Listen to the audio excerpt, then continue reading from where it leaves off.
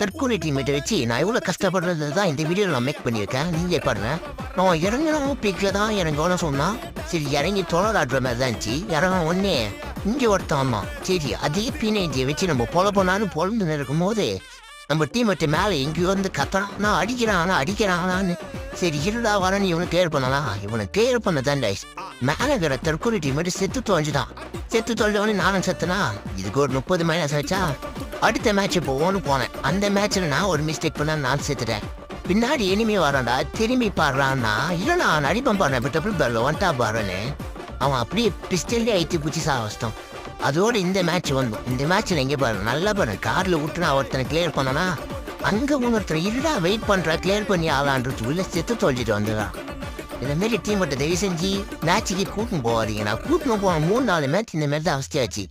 நம்ம என்னதான் உங்களை சிரிக்க வைக்கணும் கண்டென்ட் எடுத்து டெய்லி போட்டாலும் சப்ஸ்கிரைப்